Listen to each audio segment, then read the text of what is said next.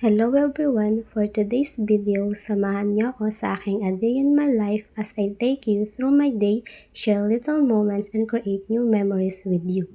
Tara!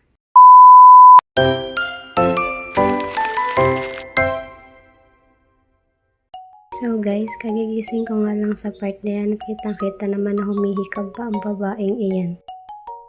Bago nga po pala natin simulan ang ating araw, syempre hindi mawawala ang ating almusal. Guys, ako lang ba yung tipo ng tao na kapag hindi kumain ng almusal ay parang naghihina na ang babae nito nanginginig ng tuhod pag sobrang daming ginawa? Paki-comment naman po kung sino yung may same experience like me. Guys, pasensya nga po pala kung kaaga-agay na kasi mangot ang babaeng iri. Sobrang sakit nga po pala ng ngipin ko dyan na parang gusto kong manapak ng makakasalubong ko. Ay masasabi ko na nga lang na sobrang buenas ng taong makakasalubong ng maliit na babae na to. Hoy, hindi ka mananapak for today's video.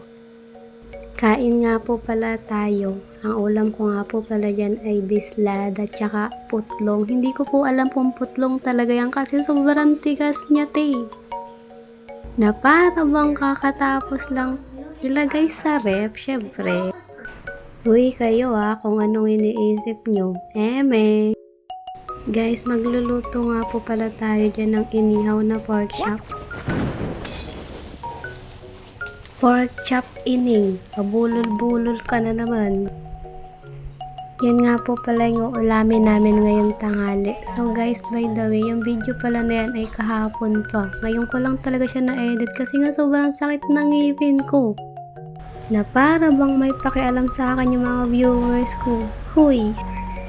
So guys, nilagyan ko na siya dyan ng langis at maya-maya lilipad na yan, mga ngalahati na lang.